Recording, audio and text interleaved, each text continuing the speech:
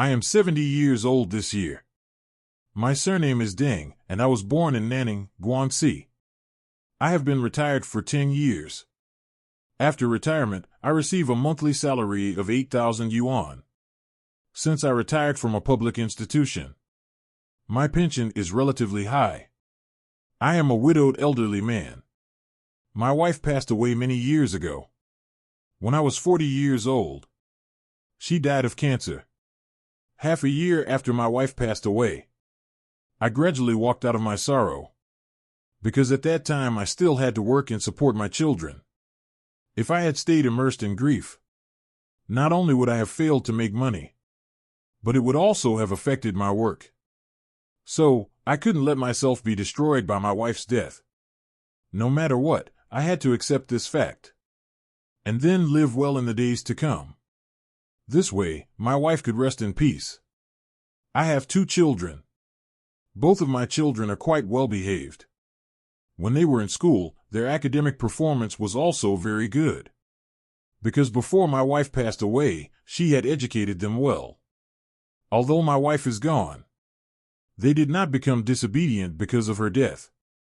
Instead, they became more considerate, because they knew I was busy with work and had no time to take care of them.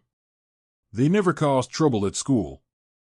I never received a call from their teachers saying that they were disobedient. Having such children gives me great comfort. Later, as time passed, both of my children, through their own efforts, were admitted to college. After graduating from college, they also found stable jobs, and I no longer had to worry about their affairs. To avoid overworking myself, I also reduced my workload.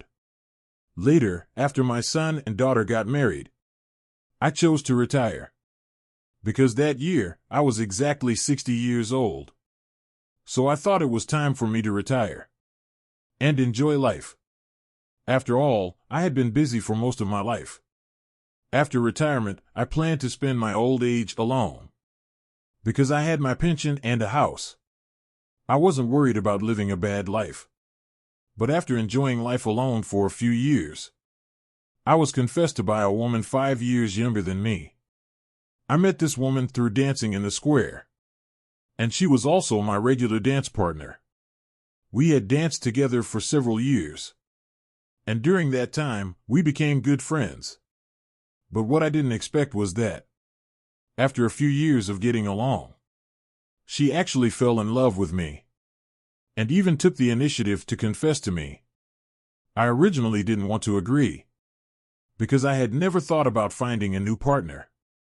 But thinking about how well she treated me, and how she took care of me, I couldn't bear to refuse her. Especially one time when I was sick. She accompanied me in the hospital for several days.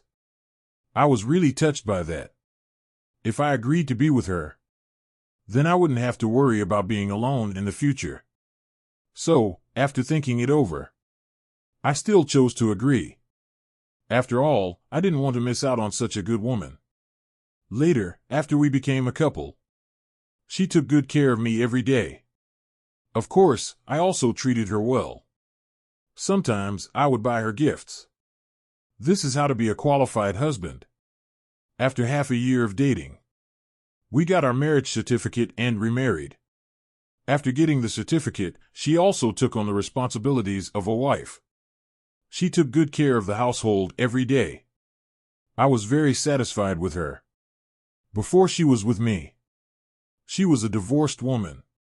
I heard that she got divorced because her ex-husband abused her.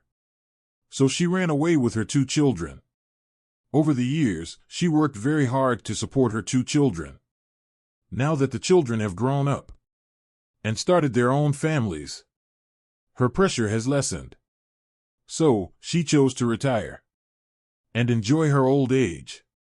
She had thought about finding a partner and remarrying before, but she hadn't met the right person. Until she met me.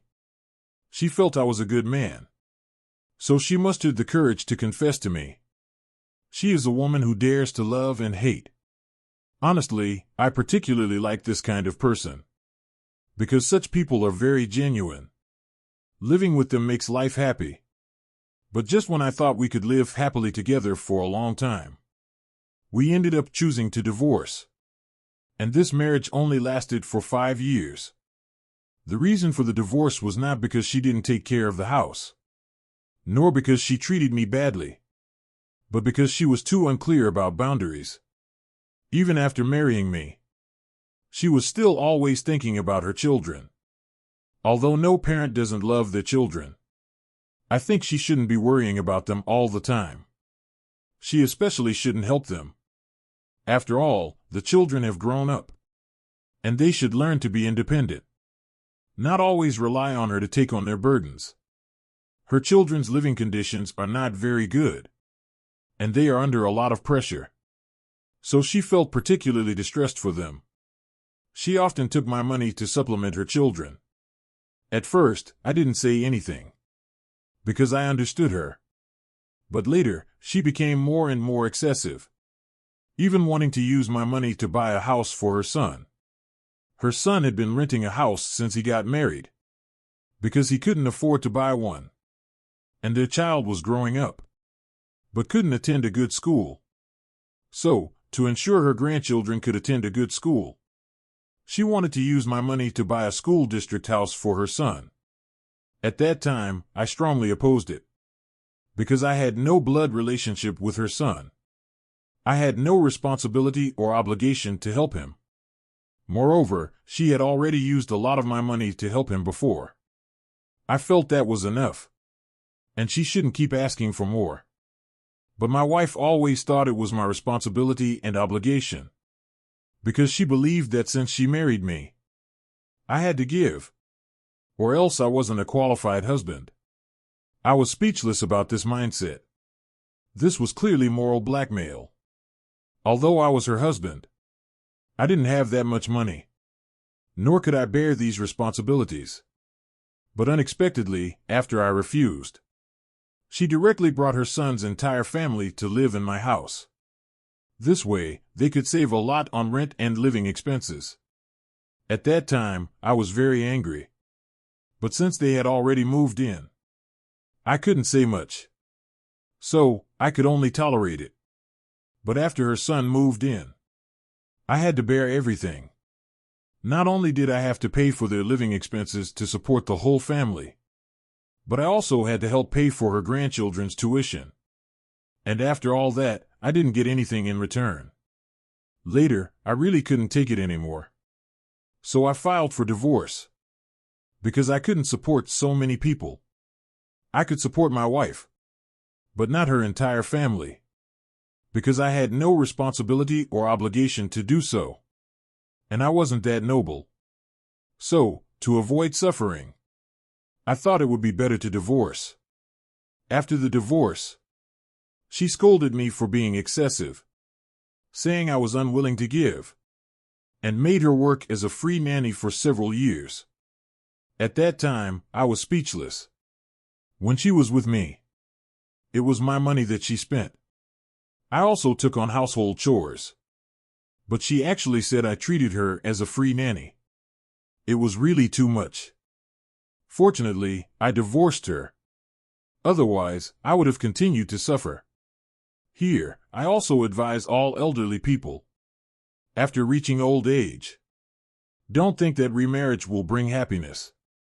Sometimes remarriage only brings endless suffering, because not everyone will give sincerely.